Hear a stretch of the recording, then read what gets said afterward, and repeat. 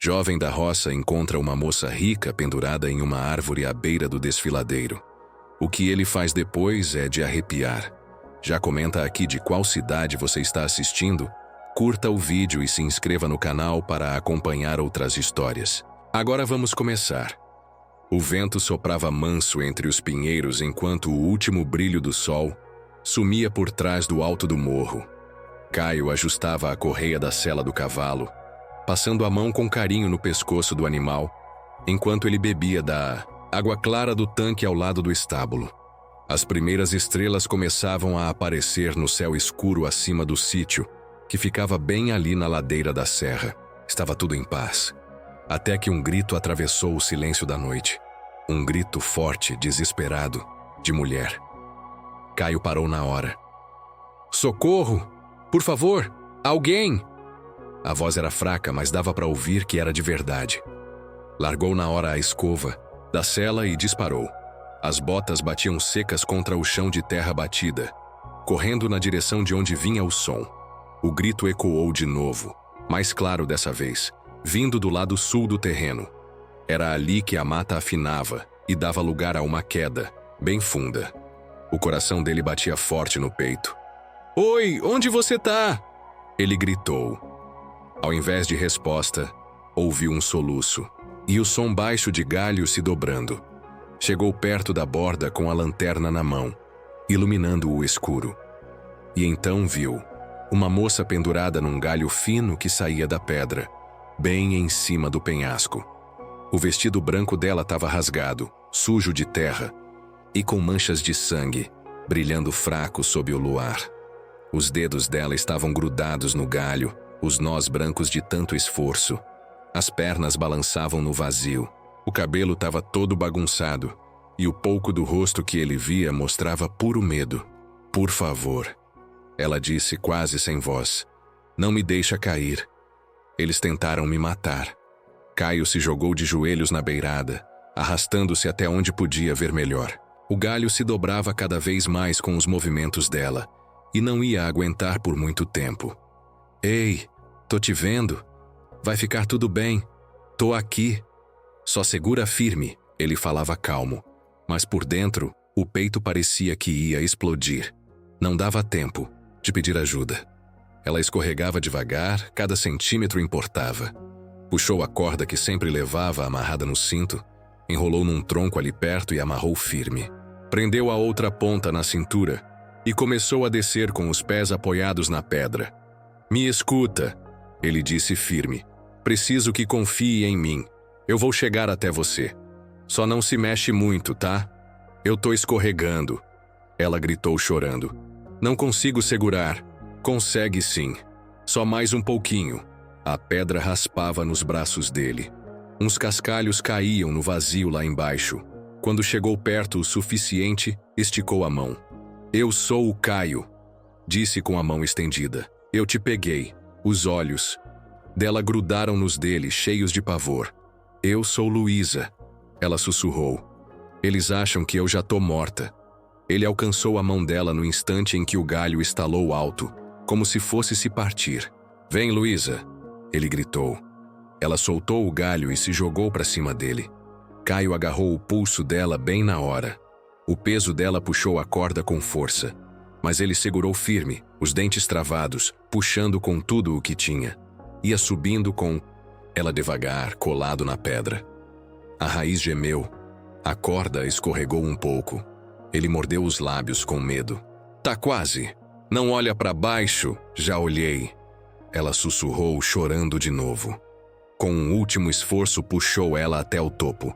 Ela caiu no chão com força, no mesmo momento em que o galho lá embaixo se quebrou e despencou no vazio. O barulho dele se espatifando nas pedras parecia um tiro. Caio ficou de pé logo em seguida, o peito subindo e descendo. A terra colava nas mãos, o sangue escorria de um corte no braço, mas ele nem ligou. Olhou para ela. Luísa estava encolhida, tremendo, o rosto escondido nas mãos. Ele se ajoelhou perto devagar, colocando a mão no ombro dela. "Já passou. Você tá salva agora." Ela virou o rosto para ele, olhos arregalados e perdidos. Então, Se jogou no peito dele chorando alto. Eles pensaram que eu estava morta. Repetia com a voz trêmula.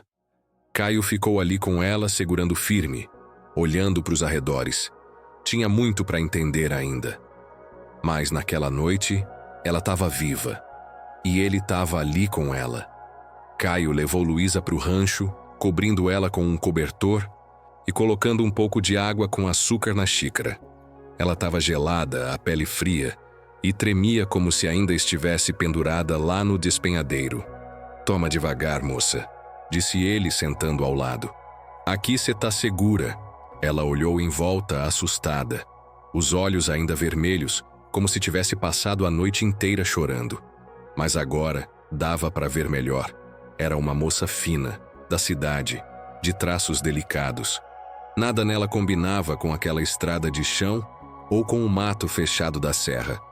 Eles me jogaram de lá achando que eu não ia sobreviver. Ela disse com a voz baixa. "Meus próprios tios." Caio franziu a testa. "Tios? Que história é essa?" Ela respirou fundo e contou. "Meus pais morreram faz 3 meses num acidente. Eu sou a única herdeira. Só que meus tios não aceitaram isso. Eles queriam ficar com a fazenda e o dinheiro da herança. Começaram a inventar coisas, a mexer com documentos. Quando viram que eu não ia assinar nada, armaram tudo. Me chamaram para um passeio e me levaram para aquele penhasco. Um deles me empurrou." A voz dela falhou. Os olhos marejaram de novo. Caio passou a mão no rosto sem acreditar. "E como você sobreviveu?" "Cai numa árvore que segurou minha queda. Fiquei presa, me machuquei feio e fiquei lá até escurecer. Achei que ia morrer, mas aí ouvi o som do seu cavalo." Caio olhou para ela com admiração e respeito. "Você é mais forte do que parece." Ela riu, sem força. "Nem sei seu nome direito." "Caio. Caio do Nascimento. Sou nascido e criado nesse pedaço de chão. Aqui." Ela assentiu com um sorrisinho de canto de boca. "Obrigada, Caio. Se não fosse você, eu nem estaria mais viva." Ele levantou, caminhou até o fogão e colocou água para esquentar. Precisavam limpar os ferimentos dela. "Agora que você tá segura, a gente precisa pensar no que fazer. Tem que denunciar esses caras. Não pode deixar barato." Ela balançou a cabeça meio aflita. "Eles têm dinheiro, Caio. Conhecem gente influente. Quem vai acreditar em mim?" Ele virou devagar, olhando firme nos olhos dela. "Eu acredito e vou te ajudar. Nem que a gente tenha que ir até a capital para isso." Ela olhou para ele com uma mistura de medo e alívio. "Você faria isso por mim? Um estranho?" "Não sou tão estranho assim. Deus não faz nada por acaso. Se você caiu justamente aqui, no meu quintal, tem um motivo nisso." Naquela noite, Caio fez uma cama improvisada para Luísa no quartinho dos fundos e ficou de vigia. Não queria que nada mais acontecesse com ela. Lá fora, a lua seguia alta no céu. Mas dentro da casa simples, o coração de 2 pessoas que nunca se viram antes começava a bater num compasso parecido. De medo, sim, mas também de esperança. Porque, no fundo, algo dizia que aquilo tudo ainda estava só começando.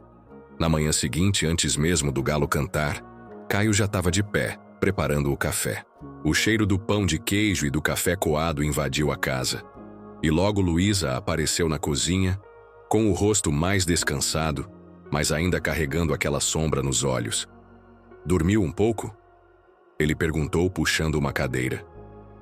"Um pouco", respondeu ela, sentando. "Foi a primeira noite que não chorei desde que tudo aconteceu." Caio serviu uma caneca para ela enquanto pensava. "A gente vai ter que agir com cuidado. Não pode ir direto na delegacia daqui, porque se esses tios seus têm influência, já devem ter gente no bolso por aqui."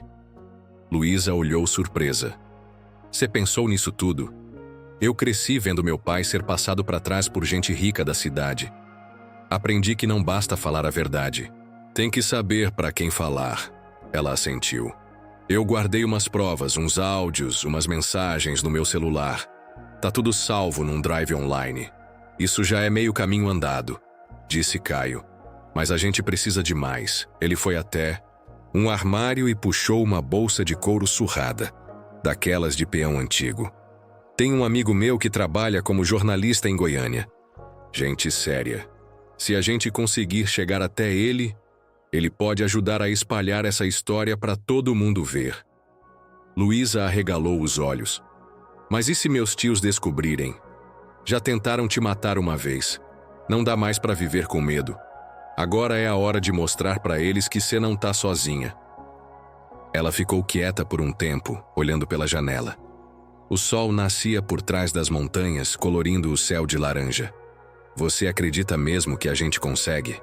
Caio sorriu. Simples. Acredito. Mas não é só por você. É por todas as Luísas que estão sendo caladas por gente que se acha dona do mundo. Naquele dia, Caio e Luísa montaram um plano. Primeiro, iriam até uma cidade próxima, onde ninguém os conhecia. Lá, Caio usaria o computador de um amigo para enviar todos os arquivos que Luísa tinha para o jornalista. Depois iriam se encontrar pessoalmente com ele. Mas antes disso, Caio ligou para uma mulher de fala firme e cabelo preso. Dona Lourdes, uma advogada aposentada, que morava no sítio vizinho e já tinha enfrentado o coronel metido a dono da lei. Essa moça vai precisar de proteção.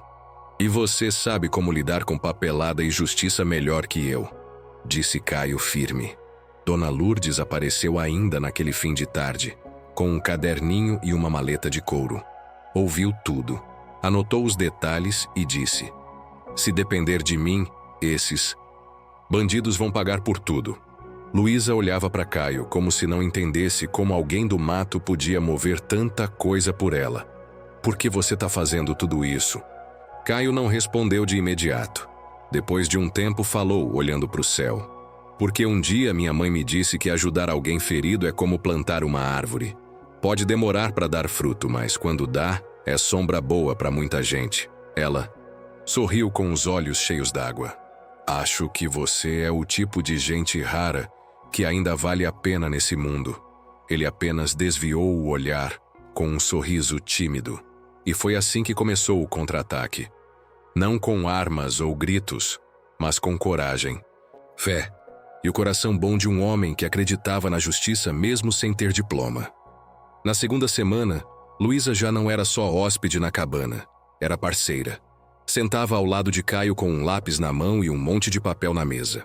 Começou a ajudá-lo a entender os relatórios financeiros da cooperativa local. Um grupo de produtores pequenos que quase perderam tudo por causa das falcatruas de Vicente. Ela lia com calma, marcava as páginas com papéis coloridos e explicava as coisas com uma paciência que Caio nunca tinha visto. Ele ouvia tudo com atenção, anotando, perguntando, aprendendo mais em 2 tardes do que tinha aprendido em anos de tentativas sozinho. Você devia ter sido professora, ele disse, uma vez rindo. E você devia ter acreditado em si mesmo antes, ela respondeu, com aquele sorriso leve que fazia o rancho parecer mais claro. Numa dessas noites, logo depois do pôr do sol, os dois se sentaram na varanda dos fundos com canecas de chocolate, quente nas mãos. O céu estava num tom azul escuro bonito, e os grilos cantavam ao redor. Luísa puxou os joelhos para o peito e olhou para o céu. Você já pensou no que seria se o mundo não tivesse feito de você quem você é hoje? Ela perguntou com a voz mansa. Caio pensou um pouco e respondeu sem rodeios. Acho que eu ainda estaria aqui. Com uma cabana, um cavalo, talvez um par de botas melhor. Ela sorriu. E por um instante, tudo parecia possível. Até que a noite se rompeu. Foi de repente. Ele estava terminando as tarefas no celeiro, e Luísa lavava a louça. Então um som seco, fora de lugar. Um galho quebrando do lado da mata. Caio parou na hora. Olhou para o lado da trilha. Dentro da casa, Luísa também. Tinha escutado. Eles se encontraram na porta, sem falar nada. Ele pegou a lanterna e entregou o pequeno machado que ficava escondido debaixo da escada para ela. Se entenderam só com o olhar. Foram andando devagar. O feixe da lanterna varria o chão, até que algo brilhou entre as folhas. Caio se abaixou. Era uma bituca de cigarro, mas não qualquer cigarro. Era uma daquelas de ponta dourada, raras, que Luísa tinha comentado antes. Um tipo caro, usado por poucos.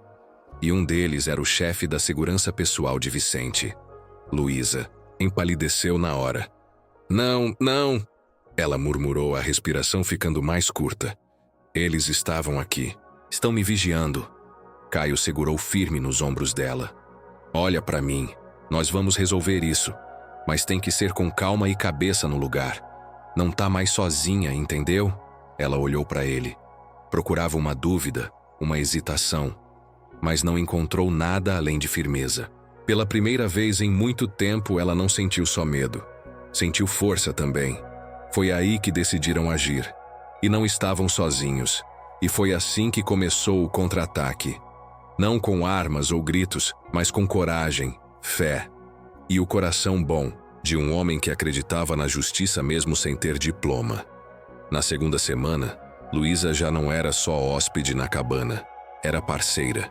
Sentava ao lado de Caio com um lápis na mão e um monte de papel na mesa. Começou a ajudá-lo a entender os relatórios financeiros da cooperativa local. Um grupo de produtores pequenos que quase perderam tudo por causa das falcatruas de Vicente. Ela lia com calma, marcava as páginas com papéis coloridos e explicava as coisas com uma paciência que Caio nunca tinha visto. Ele ouvia tudo com atenção, anotando, perguntando, aprendendo mais em 2 tardes do que tinha aprendido em anos de tentativas sozinho. Você devia ter sido professora, ele disse, uma vez rindo.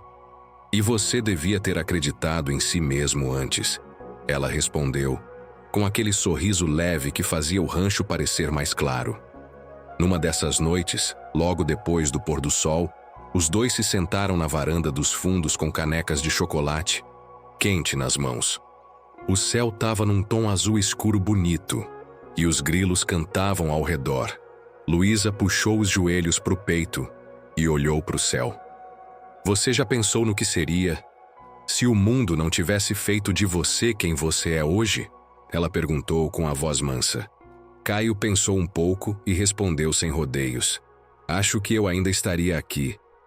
Com uma cabana, um cavalo, talvez um par de botas melhor. Ela sorriu. E por um instante, tudo parecia possível. Até que a noite se rompeu. Foi de repente.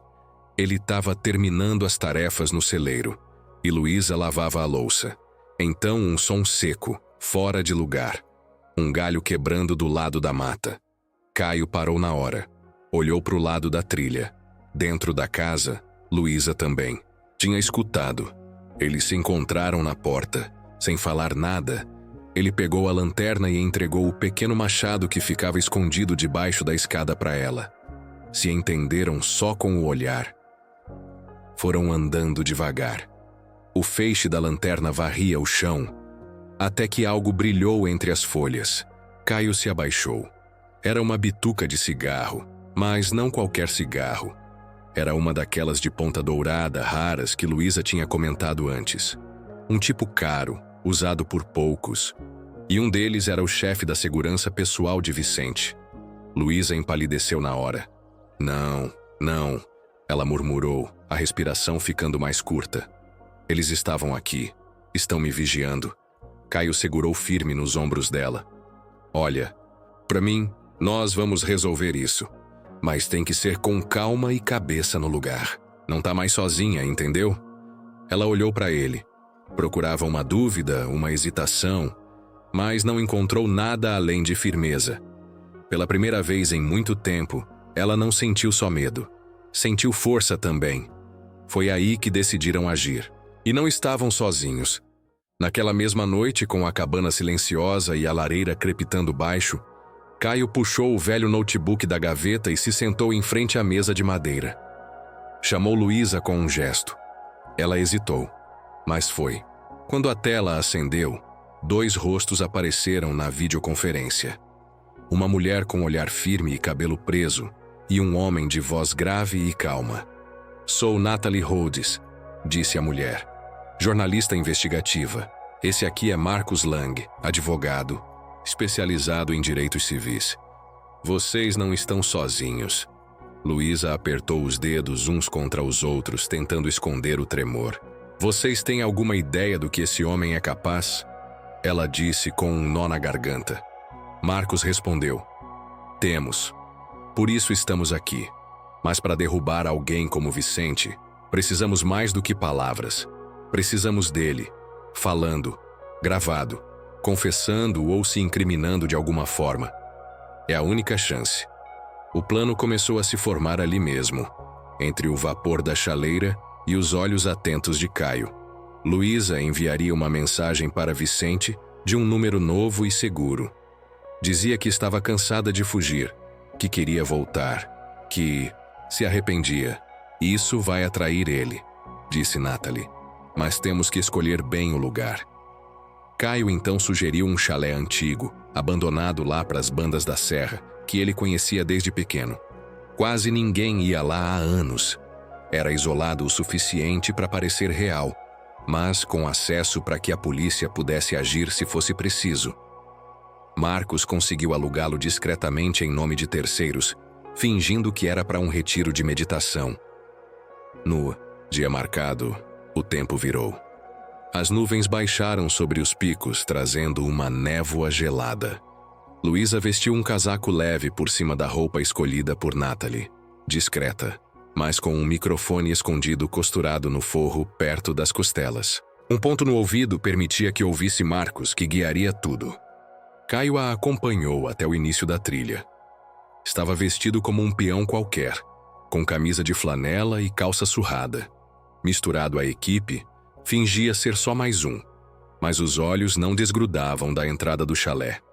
Lá dentro, tudo estava como deveria. Silêncio, poeira, o frio cortando pela fresta das janelas. Luísa respirou fundo, de costas para a lareira rachada.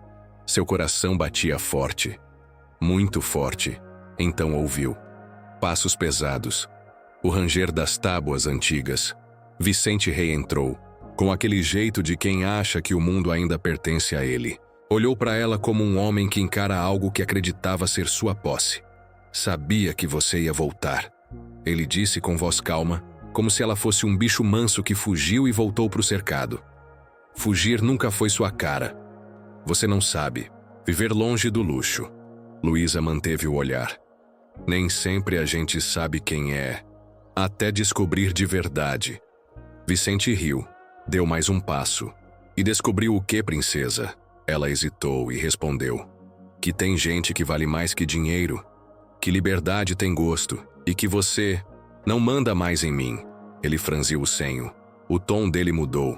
Tá jogando comigo? Não, disse ela e abaixou a cabeça. Só tô te dando a chance de me escutar. Foi então que ele se aproximou mais.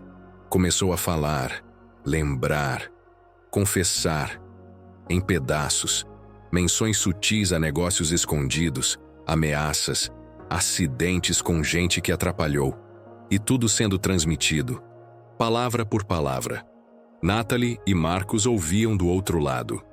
A equipe da promotoria gravava tudo, mas Vicente não era burro. E em certo momento, parou. Olhou ao redor, franziu o senho de novo. Que cheiro é esse? Madeira velha? Ele deu um passo mais perto. Você tá suando, disse ele olhando de perto. Tá com medo, Luísa? Ela não respondeu. Apenas olhou fixo, sem piscar. Do lado de fora, Caio ouviu a ordem pelo ponto eletrônico. Agora, entrem. E foi ali que tudo mudou. Naquela mesma noite, com a cabana silenciosa e a lareira crepitando baixo, Caio puxou o velho notebook da gaveta e se sentou em frente à mesa de madeira. Chamou Luísa com um gesto. Ela hesitou, mas foi. Quando a tela acendeu, 2 rostos apareceram na videoconferência. Uma mulher com olhar firme e cabelo preso e um homem de voz grave e calma. Sou Natalie Hood, disse a mulher. Jornalista investigativa. Esse aqui é Marcos Lang, advogado, especializado em direitos civis. Vocês não estão sozinhos. Luísa apertou os dedos uns contra os outros, tentando esconder o tremor. Vocês têm alguma ideia do que esse homem é capaz? Ela disse com um nó na garganta. Marcos respondeu. Temos. Por isso estamos aqui. Mas para derrubar alguém como Vicente, precisamos mais do que palavras. Precisamos dele, falando, gravado, confessando ou se incriminando de alguma forma. É a única chance. O plano começou a se formar ali mesmo, entre o vapor da chaleira e os olhos atentos de Caio. Luísa enviaria uma mensagem para Vicente, de um número novo e seguro. Dizia que estava cansada de fugir, que queria voltar, que se arrependia. Isso vai atrair ele, disse Natalie. Mas temos que escolher bem o lugar. Caio então sugeriu um chalé antigo, abandonado lá para as bandas da serra, que ele conhecia desde pequeno. Quase ninguém ia lá há anos. Era isolado o suficiente para parecer real, mas com acesso para que a polícia pudesse agir se fosse preciso. Marcos conseguiu alugá-lo discretamente em nome de terceiros, fingindo que era para um retiro de meditação. Dia marcado, o tempo virou. As nuvens baixaram sobre os picos, trazendo uma névoa gelada. Luísa vestiu um casaco leve por cima da roupa escolhida por Natalie. Discreta, mas com um microfone escondido costurado no forro, perto das costelas. Um ponto no ouvido permitia que ouvisse Marcos, que guiaria tudo. Caio a acompanhou até o início da trilha. Estava vestido como um peão qualquer, com camisa de flanela e calça surrada. Misturado à equipe, fingia ser só mais um, mas os olhos não desgrudavam da entrada do chalé. Lá dentro, tudo estava como deveria. Silêncio, poeira, o frio cortando pela fresta das janelas. Luísa respirou fundo de costas para a lareira rachada. Seu coração batia forte, muito forte. Então ouviu passos pesados, o ranger das tábuas antigas. Vicente Rei entrou com aquele jeito de quem acha que o mundo ainda pertence a ele. Olhou para ela como um homem que encara algo que acreditava ser sua posse. Sabia que você ia voltar. Ele disse com voz calma, como se ela fosse um bicho manso que fugiu e voltou para o cercado. Fugir nunca foi sua cara. Você não sabe viver longe do luxo. Luísa manteve o olhar. Nem sempre a gente sabe quem é, até descobrir de verdade. Vicente riu. Deu mais um passo. E descobriu o que, princesa? Ela hesitou e respondeu que tem gente que vale mais que dinheiro. Que liberdade tem gosto e que você não manda mais em mim. Ele franziu o senho. O tom dele mudou. Tá jogando comigo? Não, disse ela e abaixou a cabeça. Só tô te dando a chance de me escutar. Foi então que ele se aproximou mais. Começou a falar, lembrar, confessar, em pedaços, menções sutis a negócios escondidos, ameaças, acidentes com gente que atrapalhou. E tudo sendo transmitido, palavra por palavra. Natalie e Marcos ouviam do outro lado. A equipe da promotoria gravava tudo, mas Vicente não era burro. E em certo momento parou, olhou ao redor, franziu o senho de novo. Que cheiro é esse? Madeira velha? Ele deu um passo, mais perto. Você tá suando, disse ele olhando de perto. Tá com medo, Luísa? Ela não respondeu. Apenas olhou fixo, sem piscar. Do lado de fora, Caio ouviu a ordem pelo ponto eletrônico. Agora, entrem. E foi ali que tudo mudou. Vicente deu mais um passo. Agora a poucos palmos do rosto de Luísa. O cheiro forte do perfume dele, o mesmo que ela conhecia desde os tempos em que vivia trancada naquela mansão, pareceu queimar sua garganta. Você tá diferente. Ele sussurrou.